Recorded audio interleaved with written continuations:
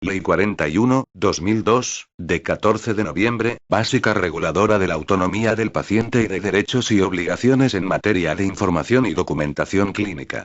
Juan Carlos y Rey de España. A todos los que la presente vieren y entendieren. Sabed que las Cortes Generales han aprobado y yo vengo en sancionar la siguiente ley. Exposición de motivos. La importancia que tienen los derechos de los pacientes como eje básico de las relaciones clínico-asistenciales se pone de manifiesto al constatar el interés que han demostrado por los mismos casi todas las organizaciones internacionales con competencia en la materia. Ya desde el fin de la Segunda Guerra Mundial, organizaciones como Naciones Unidas, UNESCO o la Organización Mundial de la Salud, o, más recientemente, la Unión Europea o el Consejo de Europa, entre muchas otras, han impulsado declaraciones o, en algún caso, han promulgado normas jurídicas sobre aspectos genéricos o específicos relacionados con esta cuestión. En este sentido, es necesario mencionar la trascendencia de la Declaración Universal de Derechos Humanos, del año 1948, que ha sido el punto de referencia obligado para todos los textos constitucionales promulgados posteriormente o, en el ámbito más estrictamente sanitario, la Declaración sobre la Promoción de los Derechos de los Pacientes en Europa, promovida el año 1994 por la Oficina Regional para Europa de la Organización Mundial de la Salud, aparte de múltiples declaraciones internacionales de mayor o menor alcance e influencia que se han referido a dichas cuestiones. Últimamente, cabe subrayar la relevancia especial del Convenio del Consejo de Europa para la protección de los derechos humanos y la dignidad del ser humano respecto de las aplicaciones de la biología y la medicina, Convenio sobre los Derechos del Hombre y la Biomedicina, suscrito el día 4 de abril de 1997, el cual ha entrado en vigor en el Reino de España el 1 de enero de 2000. Dicho convenio es una iniciativa capital. En efecto, a diferencia de las distintas declaraciones internacionales que lo han precedido, es el primer instrumento internacional con carácter jurídico vinculante para los países que lo suscriben. Su especial valía reside en el hecho de que establece un marco común para la protección de los derechos humanos y la dignidad humana en la aplicación de la biología y la medicina. El convenio trata explícitamente, con detenimiento y extensión, sobre la necesidad de reconocer los derechos de los pacientes, entre los cuales resaltan el derecho a la información, el consentimiento informado y la intimidad de la información relativa a la salud de las personas, persiguiendo el alcance de una armonización de las legislaciones de los diversos países en estas materias. En este sentido, es absolutamente conveniente tener en cuenta el convenio en el momento de abordar el reto de regular cuestiones tan importantes.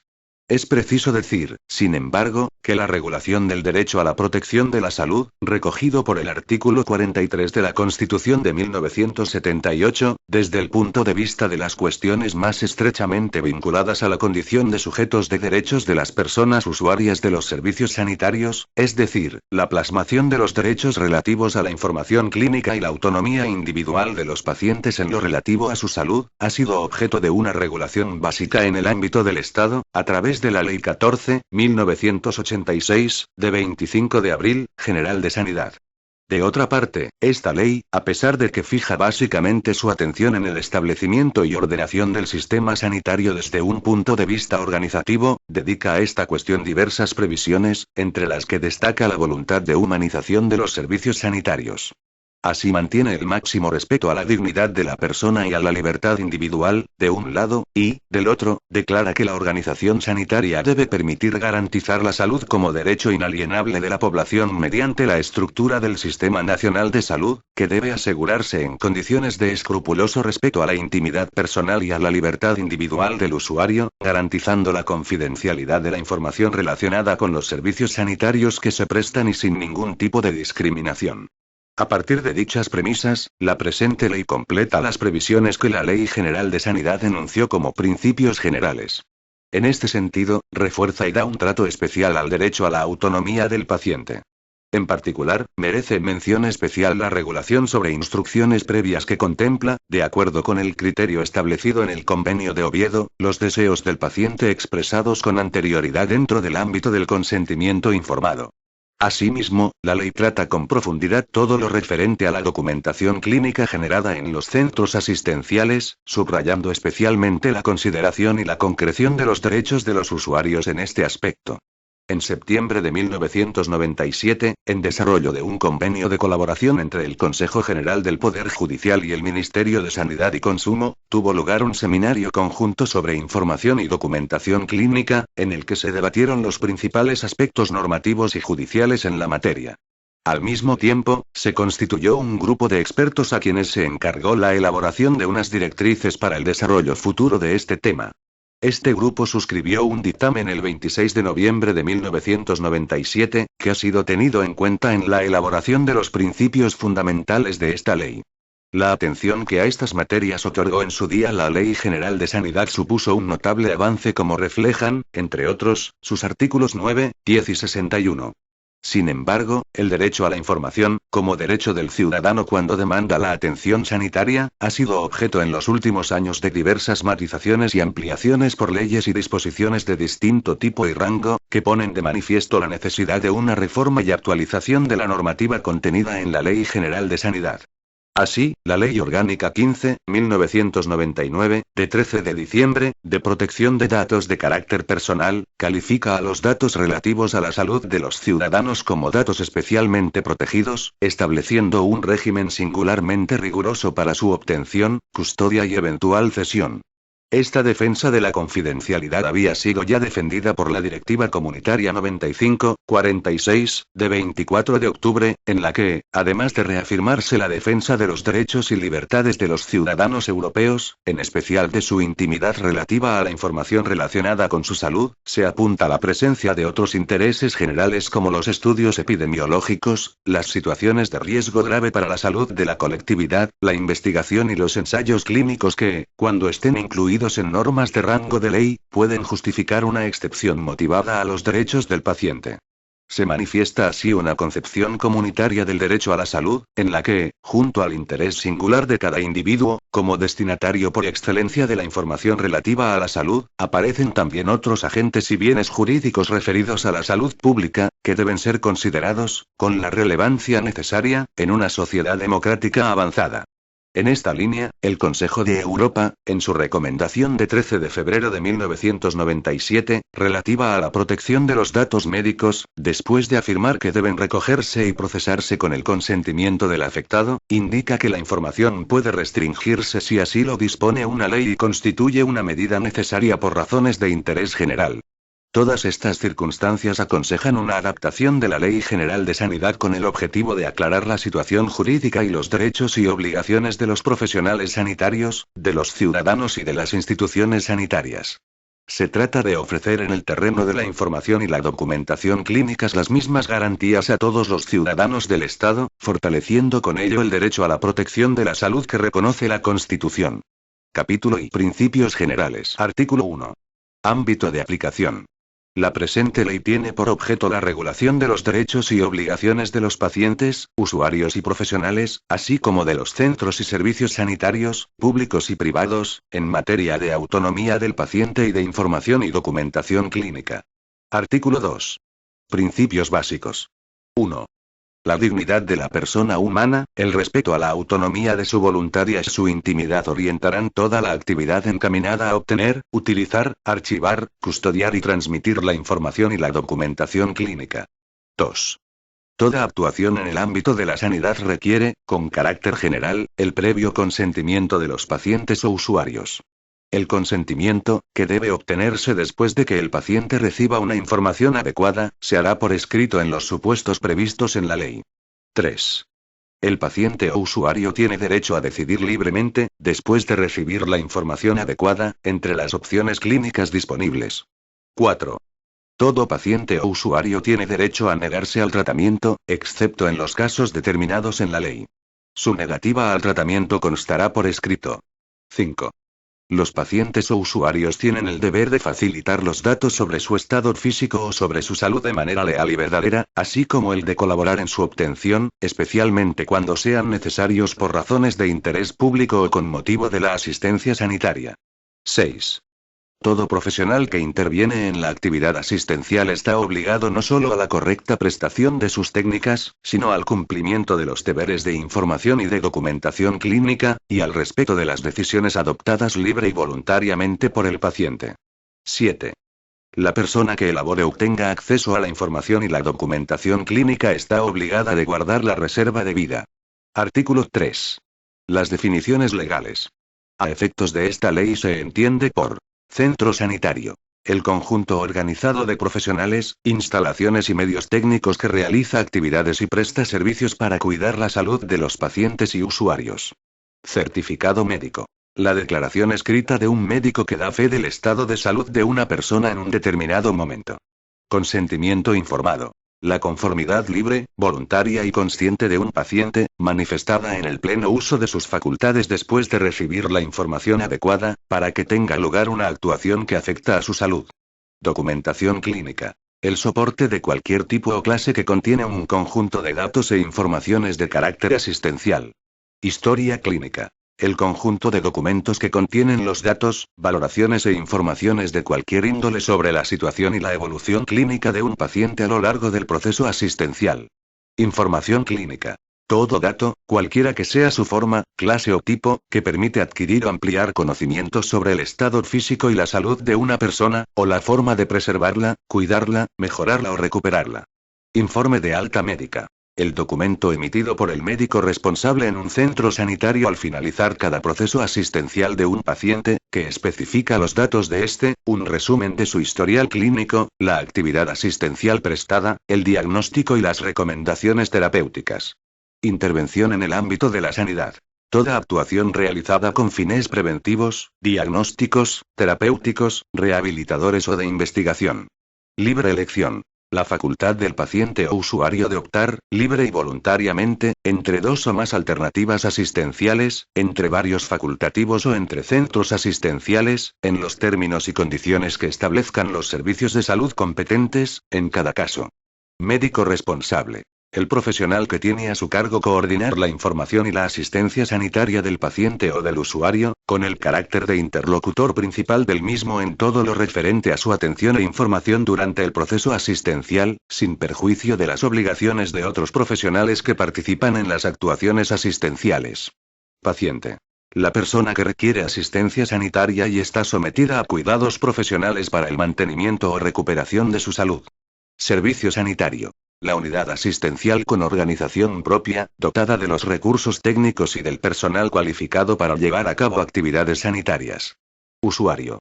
La persona que utiliza los servicios sanitarios de educación y promoción de la salud, de prevención de enfermedades y de información sanitaria. Capítulo I. El derecho de información sanitaria. Artículo 4. Derecho a la información asistencial. 1. Los pacientes tienen derecho a conocer, con motivo de cualquier actuación en el ámbito de su salud, toda la información disponible sobre la misma, salvando los supuestos exceptuados por la ley. Además, toda persona tiene derecho a que se respete su voluntad de no ser informada. La información, que como regla general se proporcionará verbalmente dejando constancia en la historia clínica, comprende, como mínimo, la finalidad y la naturaleza de cada intervención, sus riesgos y sus consecuencias. 2. La información clínica forma parte de todas las actuaciones asistenciales, será verdadera, se comunicará al paciente de forma comprensible y adecuada a sus necesidades y le ayudará a tomar decisiones de acuerdo con su propia y libre voluntad. 3. El médico responsable del paciente le garantiza el cumplimiento de su derecho a la información. Los profesionales que le atiendan durante el proceso asistencial o le apliquen una técnica o un procedimiento concreto también serán responsables de informarle. Artículo 5. Titular del derecho a la información asistencial. 1. El titular del derecho a la información es el paciente. También serán informadas las personas vinculadas a él, por razones familiares o de hecho, en la medida que el paciente lo permita de manera expresa o tácita. 2. El paciente será informado, incluso en caso de incapacidad, de modo adecuado a sus posibilidades de comprensión, cumpliendo con el deber de informar también a su representante legal. 3. Cuando el paciente, según el criterio del médico que le asiste, carezca de capacidad para entender la información a causa de su estado físico o psíquico, la información se pondrá en conocimiento de las personas vinculadas a él por razones familiares o de hecho. 4. El derecho a la información sanitaria de los pacientes puede limitarse por la existencia acreditada de un estado de necesidad terapéutica. Se entenderá por necesidad terapéutica la facultad del médico para actuar profesionalmente sin informar antes al paciente, cuando por razones objetivas el conocimiento de su propia situación pueda perjudicar su salud de manera grave. Llegado este caso, el médico dejará constancia razonada de las circunstancias en la historia clínica y comunicará su decisión a las personas vinculadas al paciente por razones familiares o de hecho. Artículo 6. Derecho a la información epidemiológica.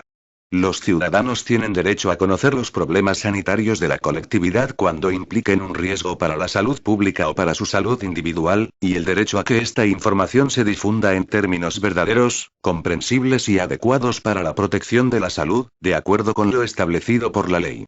Capítulo I. Derecho a la intimidad. Artículo 7. El derecho a la intimidad. 1. Toda persona tiene derecho a que se respete el carácter confidencial de los datos referentes a su salud, y a que nadie pueda acceder a ellos sin previa autorización amparada por la ley. 2.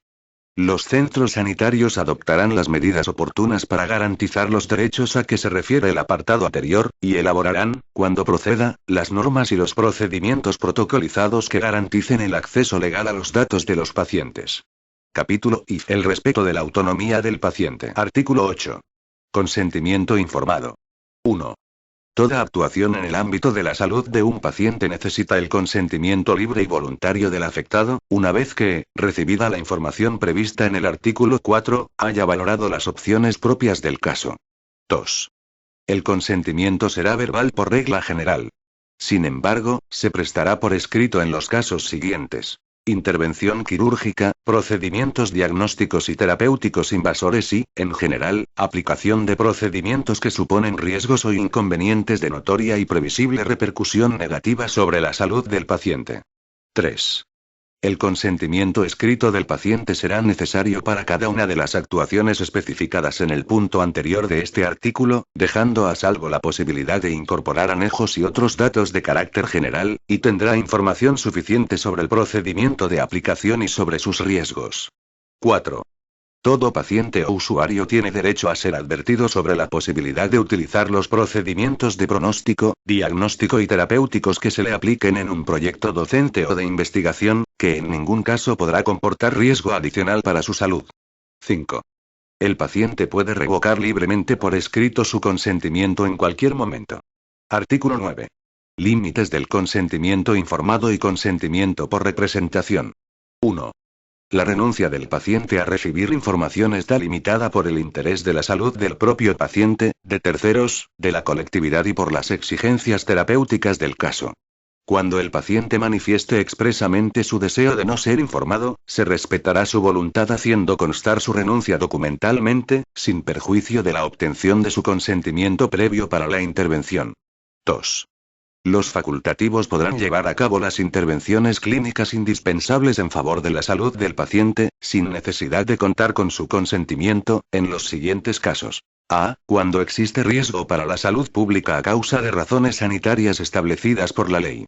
En todo caso, una vez adoptadas las medidas pertinentes, de conformidad con lo establecido en la Ley Orgánica 3/1986, se comunicarán a la autoridad judicial en el plazo máximo de 24 horas siempre que dispongan el internamiento obligatorio de personas. B. Cuando existe riesgo inmediato grave para la integridad física o psíquica del enfermo y no es posible conseguir su autorización, consultando, cuando las circunstancias lo permitan, a sus familiares o a las personas vinculadas de hecho a él. 3.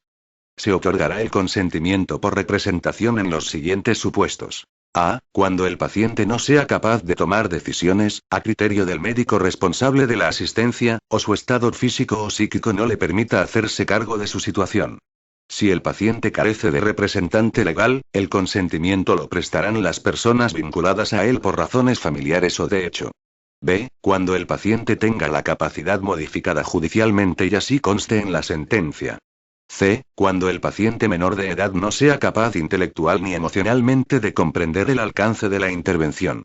En este caso, el consentimiento lo dará el representante legal del menor, después de haber escuchado su opinión, conforme a lo dispuesto en el artículo 9 de la Ley Orgánica 1/1996, de 15 de enero, de protección jurídica del menor. 4. Cuando se trate de menores emancipados o mayores de 16 años que no se encuentren en los supuestos B y C del apartado anterior, no cabe prestar el consentimiento por representación. No obstante lo dispuesto en el párrafo anterior, cuando se trate de una actuación de grave riesgo para la vida o salud del menor, según el criterio del facultativo, el consentimiento lo prestará el representante legal del menor, una vez oída y tenida en cuenta la opinión del mismo. 5. La práctica de ensayos clínicos y la práctica de técnicas de reproducción humana asistida se rigen por lo establecido con carácter general sobre la mayoría de edad y por las disposiciones especiales de aplicación.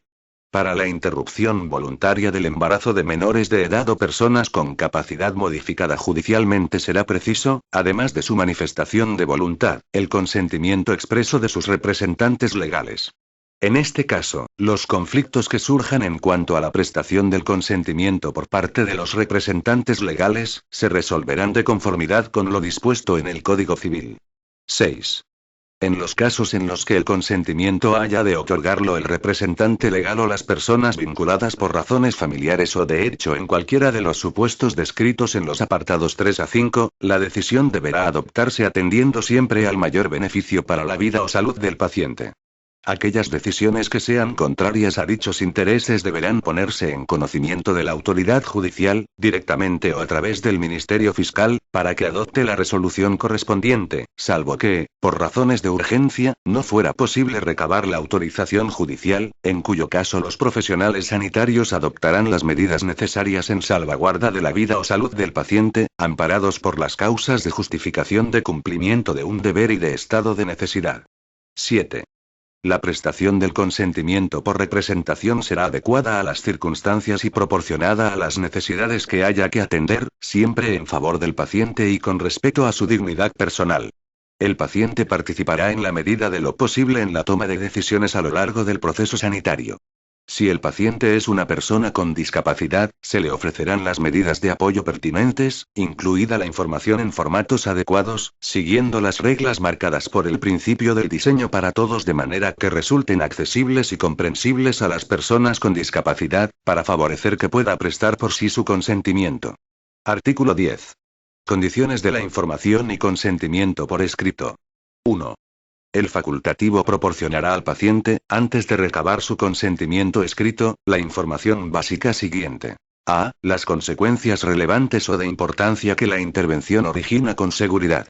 B. Los riesgos relacionados con las circunstancias personales o profesionales del paciente.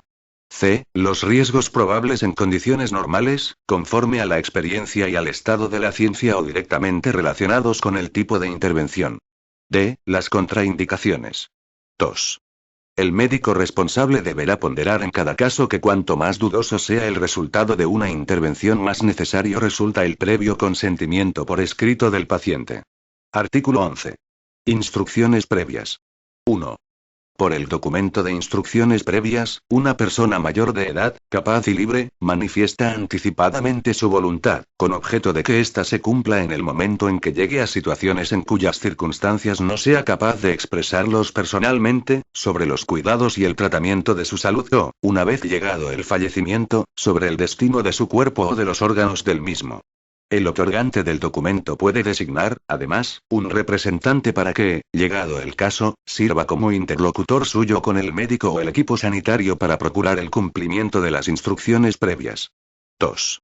Cada servicio de salud regulará el procedimiento adecuado para que, llegado el caso, se garantice el cumplimiento de las instrucciones previas de cada persona, que deberán constar siempre por escrito. 3. No serán aplicadas las instrucciones previas contrarias al ordenamiento jurídico, a la lex artis, ni las que no se correspondan con el supuesto de hecho que el interesado haya previsto en el momento de manifestarlas. En la historia clínica del paciente quedará constancia razonada de las anotaciones relacionadas con estas previsiones. 4.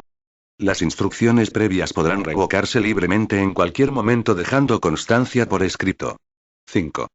Con el fin de asegurar la eficacia en todo el territorio nacional de las instrucciones previas manifestadas por los pacientes y formalizadas de acuerdo con lo dispuesto en la legislación de las respectivas comunidades autónomas, se creará en el Ministerio de Sanidad y Consumo el Registro Nacional de Instrucciones Previas que se regirá por las normas que reglamentariamente se determinen, previo acuerdo del Consejo Interterritorial del Sistema Nacional de Salud.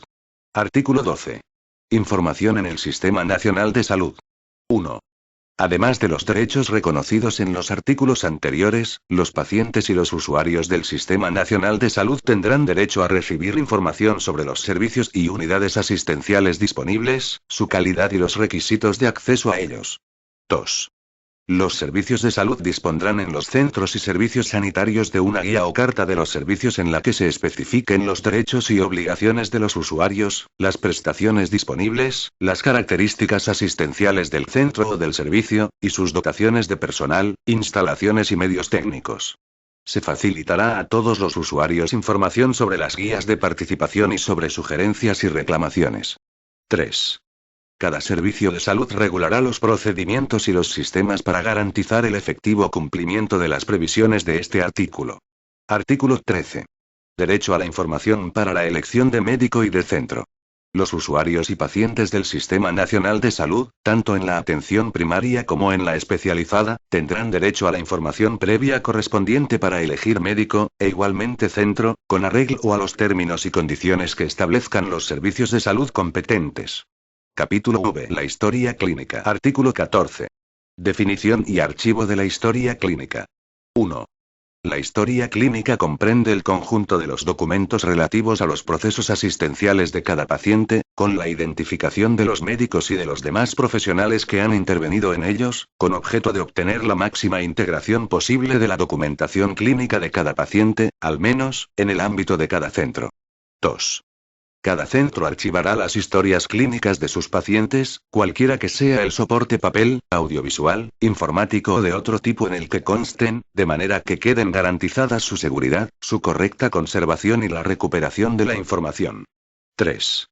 Las administraciones sanitarias establecerán los mecanismos que garanticen la autenticidad del contenido de la historia clínica y de los cambios operados en ella, así como la posibilidad de su reproducción futura. 4. Las comunidades autónomas aprobarán las disposiciones necesarias para que los centros sanitarios puedan adoptar las medidas técnicas y organizativas adecuadas para archivar y proteger las historias clínicas y evitar su destrucción o su pérdida accidental. Artículo 15. Contenido de la historia clínica de cada paciente. 1. La historia clínica incorporará la información que se considere trascendental para el conocimiento veraz y actualizado del estado de salud del paciente. Todo paciente o usuario tiene derecho a que quede constancia, por escrito o en el soporte técnico más adecuado, de la información obtenida en todos sus procesos asistenciales, realizados por el servicio de salud tanto en el ámbito de atención primaria como de atención especializada. 2. La historia clínica tendrá como fin principal facilitar la asistencia sanitaria, dejando constancia de todos aquellos datos que, bajo criterio médico, permitan el conocimiento veraz y actualizado del estado de salud. El contenido mínimo de la historia clínica será el siguiente. A. La documentación relativa a la hoja clínico-estadística. B. La autorización de ingreso. C. El informe de urgencia. D. La anamnesis y la exploración física. E. La evolución. F. Las órdenes médicas.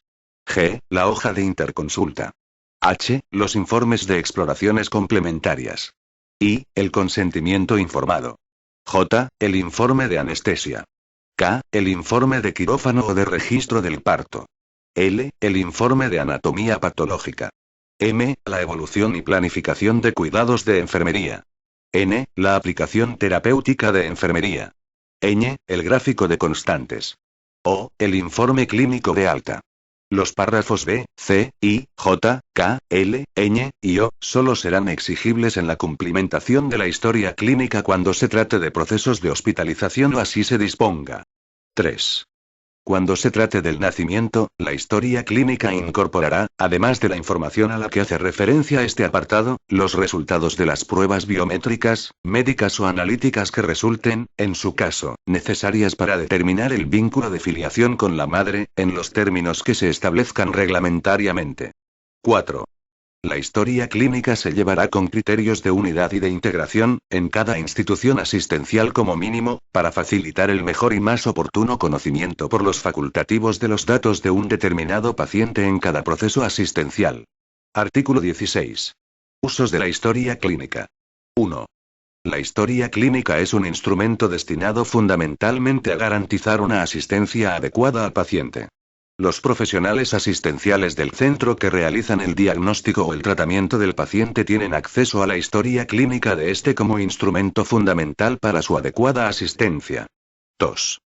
Cada centro establecerá los métodos que posibiliten en todo momento el acceso a la historia clínica de cada paciente por los profesionales que le asisten. 3. El acceso a la historia clínica con fines judiciales, epidemiológicos, de salud pública, de investigación o de docencia, se rige por lo dispuesto en la Ley Orgánica 15.1999, de 13 de diciembre, de protección de datos de carácter personal, y en la Ley 14.1986, de 25 de abril, General de Sanidad, y demás normas de aplicación en cada caso. El acceso a la historia clínica con estos fines obliga a preservar los datos de identificación personal del paciente, separados de los de carácter clínico asistencial, de manera que, como regla general, quede asegurado el anonimato, salvo que el propio paciente haya dado su consentimiento para no separarlos.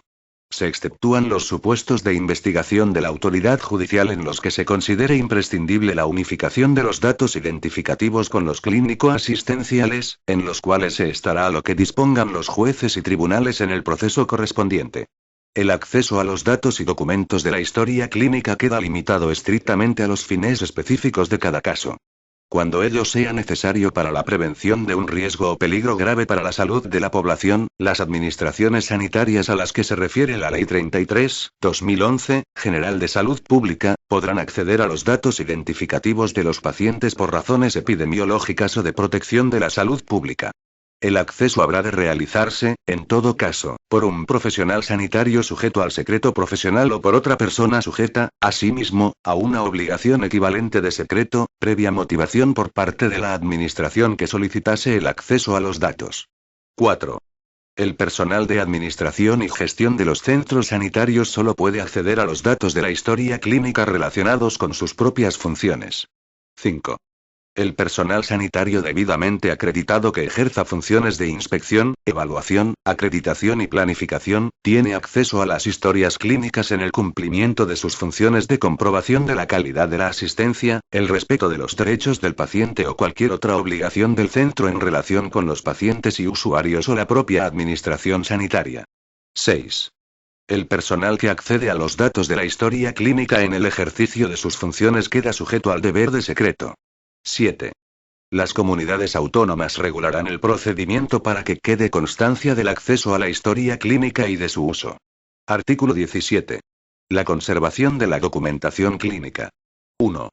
Los centros sanitarios tienen la obligación de conservar la documentación clínica en condiciones que garanticen su correcto mantenimiento y seguridad, aunque no necesariamente en el soporte original, para la debida asistencia al paciente durante el tiempo adecuado a cada caso y, como mínimo, 5 años contados desde la fecha del alta de cada proceso asistencial. No obstante, los datos de la historia clínica relacionados con el nacimiento del paciente, incluidos los resultados de las pruebas biométricas, médicas o analíticas que en su caso resulten necesarias para determinar el vínculo de filiación con la madre, no se destruirán, trasladándose una vez conocido el fallecimiento del paciente, a los archivos definitivos de la administración correspondiente, donde se conservarán con las debidas medidas de seguridad a los efectos de la legislación de protección de datos. 2. La documentación clínica también se conservará a efectos judiciales de conformidad con la legislación vigente. Se conservará, asimismo, cuando existan razones epidemiológicas, de investigación o de organización y funcionamiento del Sistema Nacional de Salud. Su tratamiento se hará de forma que se evite en lo posible la identificación de las personas afectadas. Sin perjuicio del derecho al que se refiere el artículo siguiente, los datos de la historia clínica relacionados con las pruebas biométricas, médicas o analíticas que resulten necesarias para determinar el vínculo de filiación con la madre del recién nacido, solo podrán ser comunicados a petición judicial, dentro del correspondiente proceso penal o en caso de reclamación o impugnación judicial de la filiación materna. 3. Los profesionales sanitarios tienen el deber de cooperar en la creación y el mantenimiento de una documentación clínica ordenada y secuencial del proceso asistencial de los pacientes. 4. La gestión de la historia clínica por los centros con pacientes hospitalizados, o por los que atiendan a un número suficiente de pacientes bajo cualquier otra modalidad asistencial, según el criterio de los servicios de salud, se realizará a través de la Unidad de Admisión y Documentación Clínica, encargada de integrar en un solo archivo las historias clínicas. La custodia de dichas historias clínicas estará bajo la responsabilidad de la dirección del centro sanitario. 5. Los profesionales sanitarios que desarrollen su actividad de manera individual son responsables de la gestión y de la custodia de la documentación asistencial que generen. 6. Son de aplicación a la documentación clínica las medidas técnicas de seguridad establecidas por la legislación reguladora de la conservación de los ficheros que contienen datos de carácter personal y, en general, por la Ley Orgánica 15.1999, de protección de datos de carácter personal. Artículo 18. Derechos de acceso a la historia clínica. 1. El paciente tiene el derecho de acceso, con las reservas señaladas en el apartado 3 de este artículo, a la documentación de la historia clínica y a obtener copia de los datos que figuran en ella.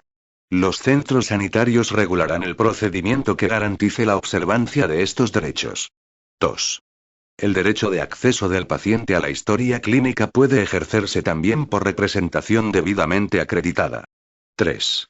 El derecho al acceso del paciente a la documentación de la historia clínica no puede ejercitarse en perjuicio del derecho de terceras personas a la confidencialidad de los datos que constan en ella recogidos en interés terapéutico del paciente, ni en perjuicio del derecho de los profesionales participantes en su elaboración, los cuales pueden oponer al derecho de acceso la reserva de sus anotaciones subjetivas. 4.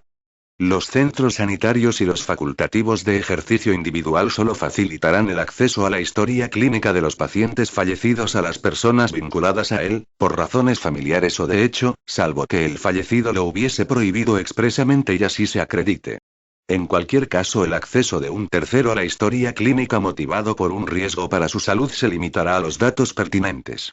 No se facilitará información que afecte a la intimidad del fallecido ni a las anotaciones subjetivas de los profesionales, ni que perjudique a terceros. Artículo 19. Derechos relacionados con la custodia de la historia clínica. El paciente tiene derecho a que los centros sanitarios establezcan un mecanismo de custodia activa y diligente de las historias clínicas. Dicha custodia permitirá la recogida, la integración, la recuperación y la comunicación de la información sometida al principio de confidencialidad con arreglo a lo establecido por el artículo 16 de la presente ley. Capítulo B. Informe de alta y otra documentación clínica. Artículo 20. Informe de alta. Todo paciente, familiar o persona vinculada a él, en su caso, tendrá el derecho a recibir del centro o servicio sanitario, una vez finalizado el proceso asistencial, un informe de alta con los contenidos mínimos que determina el artículo 3. Las características, requisitos y condiciones de los informes de alta se determinarán reglamentariamente por las administraciones sanitarias autonómicas. Artículo 21. El alta del paciente. 1. En caso de no aceptar el tratamiento prescrito, se propondrá al paciente o usuario la firma del alta voluntaria. Si no la firmara, la dirección del centro sanitario, a propuesta del médico responsable, podrá disponer el alta forzosa en las condiciones reguladas por la ley. El hecho de no aceptar el tratamiento prescrito no dará lugar al alta forzosa cuando existan tratamientos alternativos, aunque tengan carácter paliativo, siempre que los preste el centro sanitario y el paciente acepte recibirlos. Estas circunstancias quedarán debidamente documentadas. 2. En el caso de que el paciente no acepte el alta, la dirección del centro, previa comprobación del informe clínico correspondiente, oirá al paciente y, si persiste en su negativa, lo pondrá en conocimiento del juez para que confirme o revoque la decisión. Artículo 22. Emisión de certificados médicos. Todo paciente o usuario tiene derecho a que se le faciliten los certificados acreditativos de su estado de salud. Estos serán gratuitos cuando así lo establezca una disposición legal o reglamentaria. Artículo 23. Obligaciones profesionales de información técnica, estadística y administrativa. Los profesionales sanitarios, además de las obligaciones señaladas en materia de información clínica, tienen el deber de cumplimentar los protocolos, registros, informes, estadísticas y demás documentación asistencial o administrativa, que guarden relación con los procesos clínicos en los que intervienen, y los que requieran los centros o servicios de salud competentes y las autoridades sanitarias, comprendidos los relacionados con la investigación médica y la información epidemiológica. Disposición adicional primera. Carácter de legislación básica. Esta ley tiene la condición de básica, de conformidad con lo establecido en el artículo 149, 1, 1 y 16 de la Constitución. El Estado y las comunidades autónomas adoptarán, en el ámbito de sus respectivas competencias, las medidas necesarias para la efectividad de esta ley. Disposición adicional segunda. Aplicación supletoria. Las normas de esta ley relativas a la información asistencial, la información para el ejercicio de la libertad de elección de médico y de centro, el consentimiento informado del paciente y la documentación clínica, serán de aplicación supletoria en los proyectos de investigación médica, en los procesos de extracción y trasplante de órganos, en los de aplicación de técnicas de reproducción humana asistida y en los que carezcan de regulación especial. Disposición adicional tercera. Coordinación de las historias clínicas. El Ministerio de Sanidad y Consumo, en coordinación y con la colaboración de las comunidades autónomas competentes en la materia, promoverá, con la participación de todos los interesados, la implantación de un sistema de compatibilidad que, atendida la evolución y disponibilidad de los recursos técnicos, y la diversidad de sistemas y tipos de historias clínicas, posibilite su uso por los centros asistenciales de España que atiendan a un mismo paciente, en evitación de que los atendidos en diversos centros se sometan a exploraciones y procedimientos de innecesaria repetición. Disposición adicional cuarta. Necesidades asociadas a la discapacidad. El Estado y las comunidades autónomas, dentro del ámbito de sus respectivas competencias, dictarán las disposiciones precisas para garantizar a los pacientes o usuarios con necesidades especiales, asociadas a la discapacidad, los derechos en materia de autonomía, información y documentación clínica regulados en esta ley. Disposición adicional quinta. Información y documentación sobre medicamentos y productos sanitarios. La información, la documentación y la publicidad relativas a los medicamentos y productos sanitarios, así como el régimen de las recetas y de las órdenes de prescripción correspondientes, se regularán por su normativa específica, sin perjuicio de la aplicación de las reglas establecidas en esta ley en cuanto a la prescripción y uso de medicamentos o productos sanitarios durante los procesos asistenciales. Disposición adicional sexta. Régimen sancionador. Las infracciones de lo dispuesto por la presente ley quedan sometidas al régimen sancionador previsto en el capítulo sexto del título primero de la Ley 14.1986, General de Sanidad, sin perjuicio de la responsabilidad civil o penal y de la responsabilidad profesional o estatutaria procedentes en derecho. Disposición transitoria única. Informe de alta. El informe de alta se regirá por lo dispuesto en la Orden del Ministerio de Sanidad, de 6 de septiembre de 1984, mientras no se desarrolle legalmente lo dispuesto en el artículo 20 de tal ley. Disposición derogatoria única. Derogación general y de preceptos concretos. Quedan derogadas las disposiciones de igual o inferior rango que se opongan a lo dispuesto en la presente ley y, concretamente, los apartados 5, 6, 8, 9 y 11 del artículo 10, el apartado 4 del artículo 11 y el artículo 61 de la Ley 14.1986, General de Sanidad. Disposición final única. Entrada en vigor.